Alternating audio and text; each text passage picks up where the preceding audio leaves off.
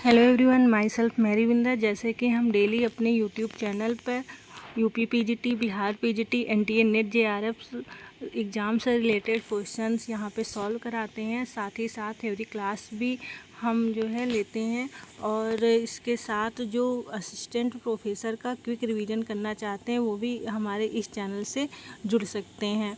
और description box में Telegram link दिया रहता है, जिसे आप ज्वाइन करके टेलीग्राम से आप जो ग्रुप से आप जुड़ सकते हैं।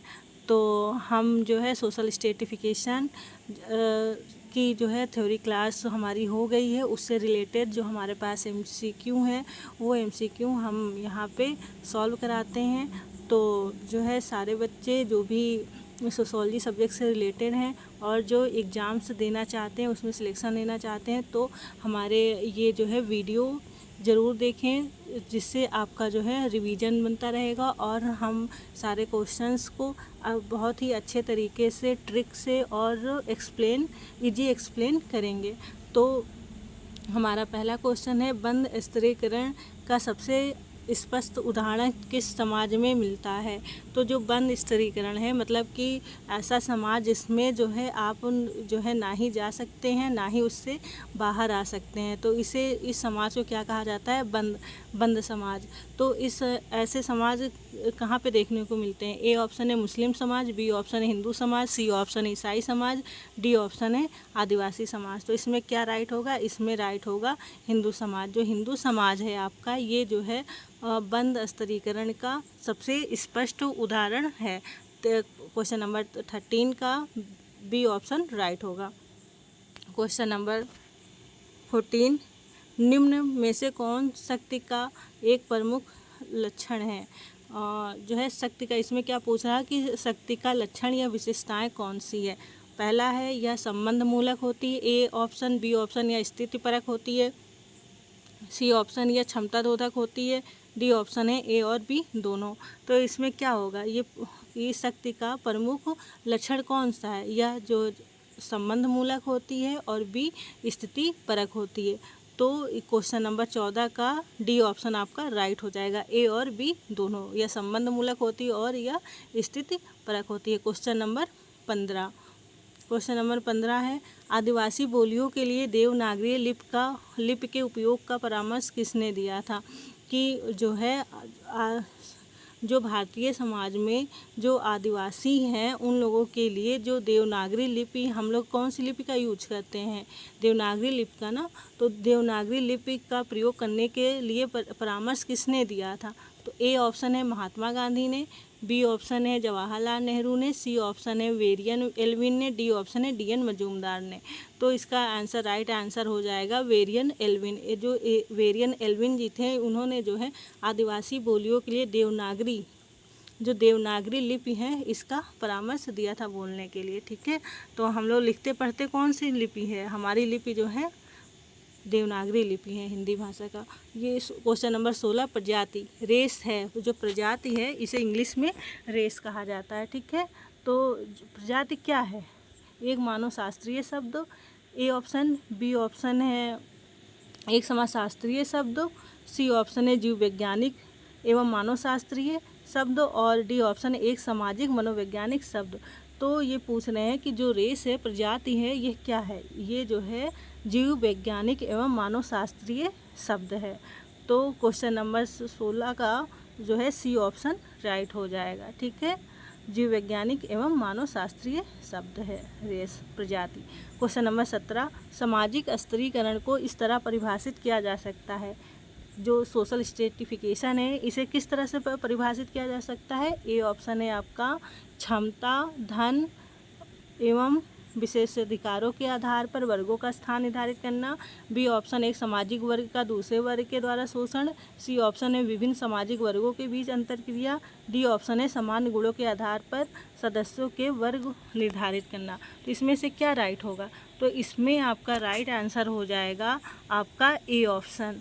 जो सामाजिक स्तरीकरण है, जो सोशल स्ट्रेटिफिकेशन, इसे किस तरह जो है डिफिनिएट किया जा सकता है? जो परिभाषा इसका ये होगा कि क्षमता, धन एवं जो विशेषाधिकार हैं उसके आधार पर वर्गों का वर्गों का स्थान निर्धारित करना ही जो है सामाजिक स्तरीकरण कहलाता है। क्वेश्चन नंबर 17 का ए ऑप्शन राइट हो जाएगा।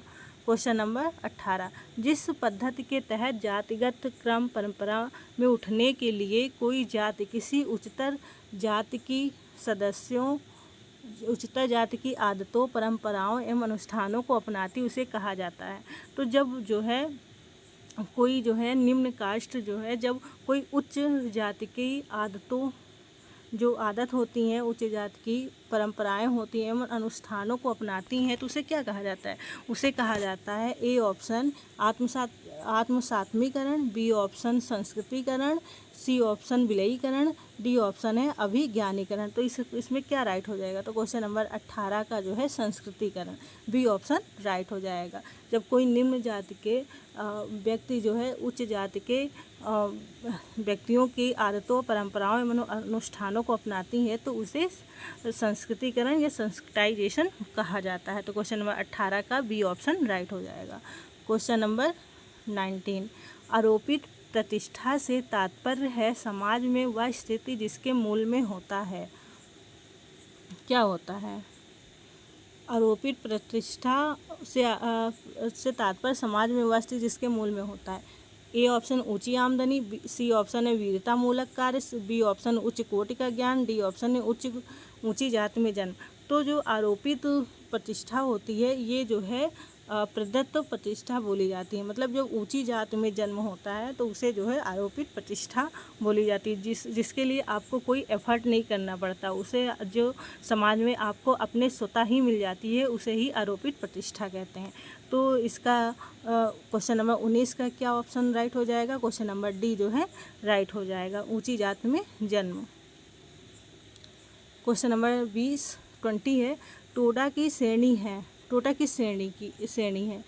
ए अनौपचारिक समाज, सी आदिम समाज, बी पारंपरिक समाज, डी स्वच्छंद समाज। तो टोडा के क्या है? टोडा एक जो है आदिम जनजाति है जो तमिलनाडु के नीलगिरी पहाड़ियों में पाई जाती हैं। तो टोडा जो है आदिम जनजातियाँ हैं, समाज में पाई जाती हैं। ठीक है, ये टोडा जनजाति है। क्वेश्चन नंबर 20 का सी ऑप्शन राइट हो जाएगा। ठीक है, okay. Question number 21, question number 21 जो है पूछ रहा है, निम्नलिखित में से किस तथ्य के असमान वितरण को सामाजिक स्तरीकरण कहा जाता है? तो असमान वितरण को सामाजिक स्तरीकरण कहते हैं। ए ऑप्शन है शक्ति का जब असमान वितरण होता है, बी प्रतिष्ठा का, सी पुरस्कार का, या डी उपरोक्त सभी का। तो उपर्युक्त जो ये तीनों हैं इसे ही ये जो है इसका जो है असमान वितरण ही जो है सामाजिक संस्तरण या सामाजिक जो है सोशल स्ट्रेटिफिकेशन या सामाजिक स्तरीकरण कहा जाता है। तो 21 का डी ऑप्शन राइट हो जाएगा। क्वेश्चन नंबर 21 का डी ऑप्शन राइट।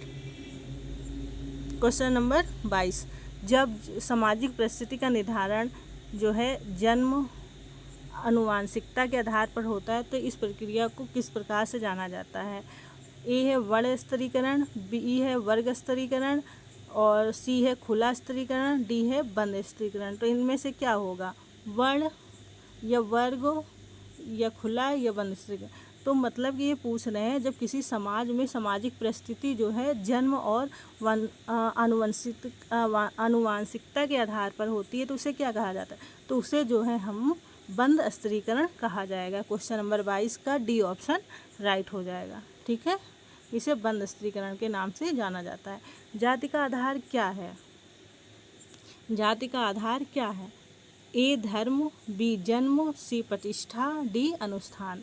तो जाति का आधार होता है जन्म से, जो हमारी जाति होती है ये जन्म से पाई जाती है। और जबकि जो वर्ण है समाज में वह जो है कर्म के आधार पर निर्धारित होता है।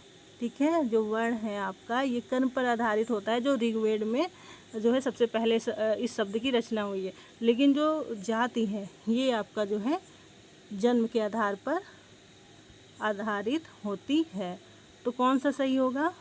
क्वेश्चन नंबर 23 का बी ऑप्शन आपका जो है राइट हो जाएगा। ठीक है, क्वेश्चन नंबर 24, जब श्रेणी किंचित अत्यंत वंशानुगत होती है तो उसे कहते हैं कि मतलब जब कोई ऐसी जो है श्रेणी जो जो है अत्यंत वंशानुगत होती है, मतलब पीढ़ी दर पीढ़ी होती जाती है, तो इसे क्या कहा जाता है? तो इसे जो है कहते हैं हम ऑप्शन नंबर बी जाति। ये जो है जाति कहलाती है। ठीक है, तो जैसे चार्ल्स कूले महोदय ने भी कहा है कि जब कोई भी समूह जो है वंशानुगत होती जाती है तो उसे हम जाति कहते हैं। तो क्वेश्चन नंबर 24 का बी ऑप्शन आपका राइट हो जाएगा। तो बने रहिए हमारे यूट्यूब चैनल से और डेली जो है प्रैक्टिस करिए, एमसीक्यू प्रैक्टिस करिए और हमारे चैनल से जुड़े रहिए। और साथ ही साथ जो है हमारी थ्योरी क्लासेस भी आती रहेंगी और उसी से रिलेटेड हमारे एमसीक्यूज़ भी होंगे। तो हमारे जो है चैनल से बने रहिए, डेली वॉच करिए और अपनी तैयारी को और भी ज़्यादा मजबूत करिए। तो वीडियो देखने के लिए थैंक यू। मिलते हैं हम फिर नेक्स्ट वीडियो में। Thank you guys.